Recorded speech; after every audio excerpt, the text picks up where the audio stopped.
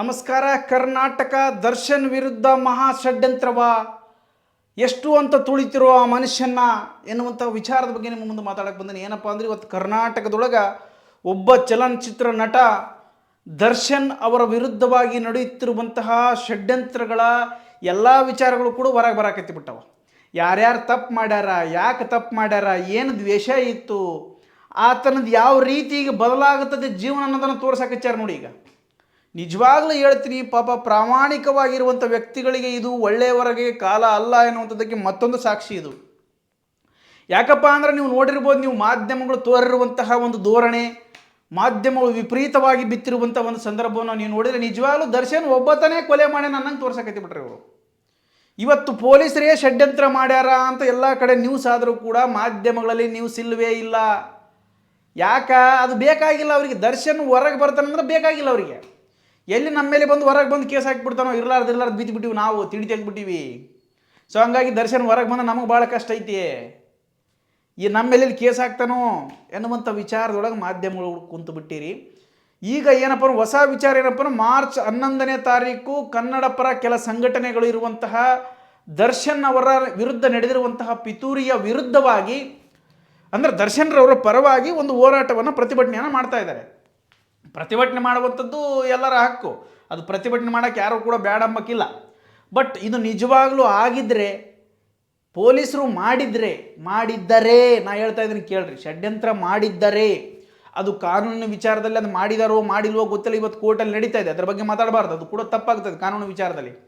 But ಒಂದೇ ವಿಚಾರ ಏನಪ್ಪ ಅಂದರೆ, ಇವತ್ತು ಯಾವುದೇ ಸಿನಿಮಾ ನಟರನ್ನು ಹಿಂಬಾಲಿಸದೆ, ಯಾವುದೇ ರಾಜಕಾರಣಿಗಳನ್ನು ಹಿಂಬಾಲಿಸದೆ, ಯಾವುದೇ ತಾನು ಮಾಡಿರುವಂಥ ಸಹಾಯಗಳನ್ನು ಜನಗಳಿಗೆ ಹೇಳದೆ, ತನ್ನದೇ ಆಗಿರುವಂಥ ವಿಷಯದಲ್ಲಿ ತನ್ನದೇ ಆಗಿರುವಂಥ ವೈಯಕ್ತಿಕ ವಿಚಾರದೊಂದಿಗೆ ತನ್ನ ಜೀವನವನ್ನು ಆರಾಮಾಗಿ ಮಾಡ್ತಿದ್ದ. ಯಾರು ನೇರವಾಗಿ ಏನು ಕೇಳಿದ್ರೆ ಪ್ರಶ್ನೆ ಉತ್ತರ ಕೊಡ್ತಿದ್ದ. ರಾಜಕಾರಣಿಗಳಿಗೆ ಫೋನ್ ಮಾಡಿ ನಾನು ಬರಲ್ಲ ನಿಮ್ಮ ಪ್ರಮೋಷನ್ಗೆ, ಅದೇನಂತಾರೆ ಓಟ್ ಪ್ರಚಾರಕ್ಕಾಗಿ ಬರದಲ್ಲ, ನಾ ಯಾರಿಗೆ ಬೇಕು ಅವ್ರಿಗೆ ಅಷ್ಟೇ ಹೋಗ್ತೀನಿ. ನೇರವಾಗಿ ಮಾತನಾಡುವಂಥ ವ್ಯಕ್ತಿ, ತನಗೇನು ಸರಿ ಅನಿಸುತ್ತೋ ಅದನ್ನಷ್ಟೇ ಮಾಡುವಂಥ ವ್ಯಕ್ತಿ. ಸುಖ ಸುಮ್ಮನೆ ಯಾರನ್ನೂ ಉಬ್ಬಿಸ್ಬೇಕು, ಯಾರನ್ನೂ ಅಟ್ಟಕ್ಕೇರಿಸ್ಬೇಕು ಅನ್ನೋಂಥ ಕಾರಣಕ್ಕೋಸ್ಕರ ಅವ್ರ ಬಗ್ಗೆ ಮಾತಾಡ್ತಿದ್ದಿಲ್ಲ. ಇದೇ ಪಕ್ಷಕ್ಕೆ ದುಡಿಬೇಕಂತ ಅನ್ನೋಂಥ ಭಾವನೆ ಇರಲಿಲ್ಲ. ಜನಗಳಿಗೆ ಇದೇ ಹಿಂಗೆ ನಾನು ಹೋಗ್ಬೇಕು ಅನ್ನುವಂಥದ್ದಿಲ್ಲ. ಆತ ತನ್ನ ವೈಯಕ್ತಿಕ ವಿಚಾರ, ಸಿನಿಮಾ ಬೇರೆ, ನಾನೇ ಬೇರೆ, ಸೊ ನನ್ನ ಜೀವನ ನನ್ನಿಷ್ಟ ಎನ್ನುವಂಥ ವಿಚಾರದೊಳಗೆ ತನ್ನ ಪಾಡಿ ತಾನಿದ್ದ. ಆದರೆ ಅದು ಕಷ್ಟ ಆಗಿಬಿಡ್ತು ರಾಜಕಾರಣಿಗಳಿಗೆ, ಕೆಲವೊಂದು ಮಾಧ್ಯಮಗಳಿಗೆ, ಕೆಲವೊಂದು ಸಿನಿಮಾ ನಟರಿಗೆ ಅದೇ ಒಂದು ವ್ಯಕ್ತಿತ್ವ ಇವ್ರಿಗೆ ಮಾರಕ ಆಗಿಬಿಡ್ತಿ, ಇವ್ರಿಗೆ ಇಷ್ಟ ಆಗಲಿಲ್ಲ. ಸೊ ಆತ ಯಾವಾಗ ಸಿಗ್ತಾನಂತ ಕಾಯಕ್ಕೆ ಹಚ್ಚಿಬಿಟ್ಟಿದ್ರು. ಆತ ಹಿಂಗಿದ್ರೂ ಕೂಡ ಯಾವುದೇ ರಾಜಕಾರಣಿಗಳನ್ನು ಕೂಡ ತನ್ನ ಹತ್ರ ಸೇರಿಸ್ಕೊಂತಿದ್ದಿಲ್ಲ. ಯಾಕಪ್ಪ ಅಂದ್ರೆ ಇವರೆಲ್ಲ ಮಾಡೋದು ತಮ್ಮ ತಿಪ್ಪಲಕ್ಕೆ ಮಾಡ್ತಾರೆ ಅನ್ನೋದು ಅದು ಗೊತ್ತಿತ್ತು. ತನಿಗೆ ಯಾರು ಒಳ್ಳೆಯವ್ರು ಅನಿಸ್ತಾರ, ತನಿಗೆ ಯಾರು ಬೇಕಾದಾರ ಅವ್ರಿಗೆ ಎಷ್ಟೇ ಹೋಗಿ ಓಟ್ಗಳನ್ನು ಕೇಳ್ತಿದ್ದ, ಸ್ವಲ್ಪ ಹೆಲ್ಪ್ ಮಾಡ್ತಿದ್ದ. ಆತ ತಾನು ಓಪನ್ ಅಪ್ ಹೇಳ್ತಿದ್ದ, ನೇರವಾಗಿ ಹೇಳ್ತಿದ್ದ, ಹೌದು ನಾ ಎಣ್ಣೆ ಹೊಡಿತೀನಿ, ಸಿಗರೇಟ್ ಹೊಡಿತೀನಿ, ಏನು ಇವಾಗ ಯಾರು ಕುಡಿಯೋದಿಲ್ಲ, ಯಾರು ಚಟ ಮಾಡೋದಿಲ್ಲ ಹೇಳ್ರಿ ನೋಡಮ್ಮ. ಹೇಳ್ತಿರಲ್ಲ, ಎಣ್ಣೆ ಹೊಡೆದು ಕೊಲೆ ಮಾಡಿದ ದರ್ಶನ್ ಅಂತ ಟೈಟ್ಲ್ ಹಾಕ್ತಿರಿ ಮಾಧ್ಯಮಗಳು. ಯಾರು ಚಟ ಮಾಡಂಗಿಲ್ಲಪ್ಪ, ನೀವೇನು ದೊಡ್ಡ ಸಾಚಾಗಳ. ಈ ಭೂಮಿ ಮೇಲೆ ಚಟ ಮಾಡಲಾರ್ದನೆ ಯಾವನಿಲ್ಲ. ಕೆಲವೊಬ್ಬರು ಚಟ ಮಾಡಿದ್ದು ಗೊತ್ತಾಗೋದಲ್ಲ, ಅವ್ರದ್ದು ಗೊತ್ತಾಗೈತಿ ಇಷ್ಟೇ.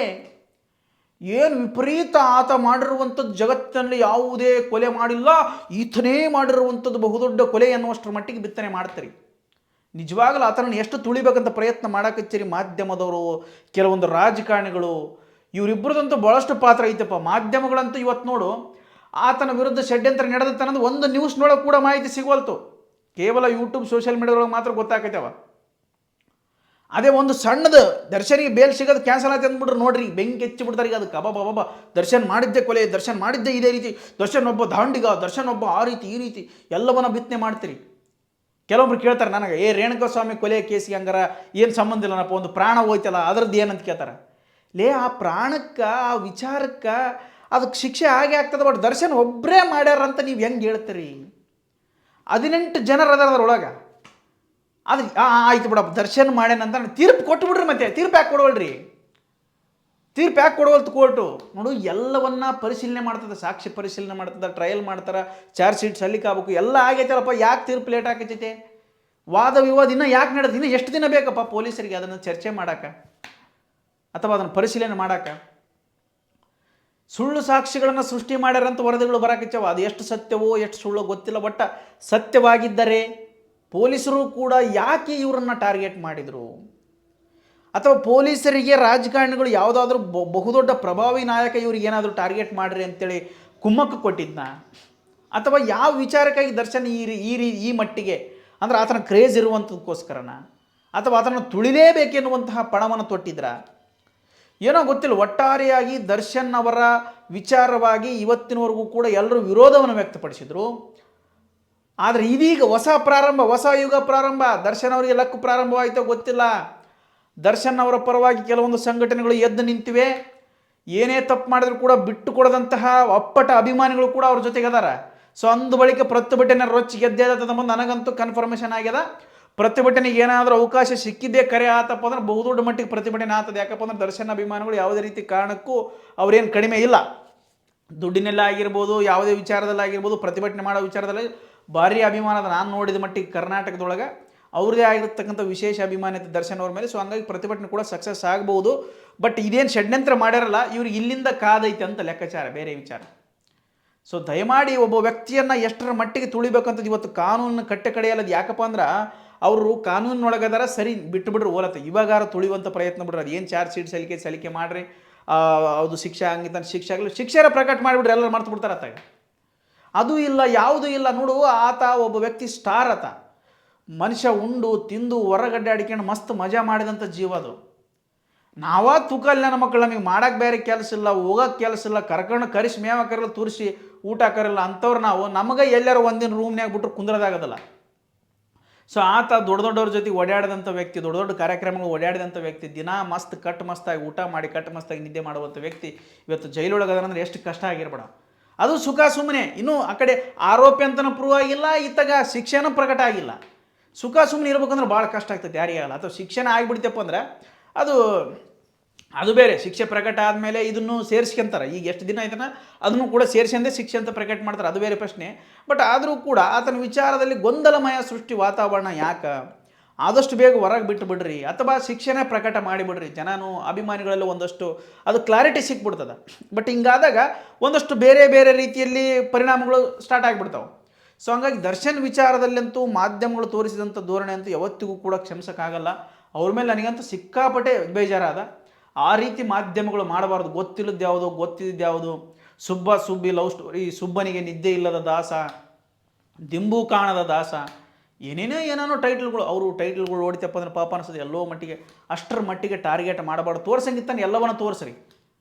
ತಪ್ಪು ಮಾಡ್ಯಾನ ಅಂತಲೇ ತೋರಿಸ್ರಿ. ಇವತ್ತು ಪೊಲೀಸರು ತಪ್ಪು ಮಾಡ್ಯಾರ ಅಂತ ಅದನ್ನು ಕೂಡ ಡಿಬೇಟ್ ಮಾಡಿರಿ.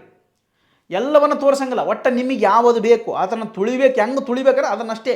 ಹೆಂಗೆ ಕನ್ವರ್ಟ್ ಮಾಡ್ಬೇಕು ಅನ್ನೋದು ಭಾರಿ ಚಲೋ ಕಲ್ತ್ಬಿಟ್ರಿ ನೀವು ಮಾಧ್ಯಮದವರು. ಇದನ್ನು ಹೆಂಗೆ ಕನ್ವರ್ಟ್ ಮಾಡಬೇಕು? ಒಳ್ಳೇದಾದ್ರೆ ಹೇಳಂಗೆ ಒಟ್ಟ, ಕೆಟ್ಟದಾದ್ರೆ ಅವನು ಬಿತ್ತರಿ ಹೊಡೆದು ಮೇಲೆ ಡಿಬೇಟ್ ಮಾಡೋದು, ಮೇಲೆ ಎಪಿಸೋಡ್ ಹಾಕೋದು. ನಿಜವಾಗ್ಲೂ ಹೇಳ್ತೀನಿ ಪಾಪ ಆ ವ್ಯಕ್ತಿ ನನಗನ್ನಿಸದ ಎಲ್ಲೂ ಆಡಂಬರವಿಲ್ಲದಂಥ ವ್ಯಕ್ತಿ.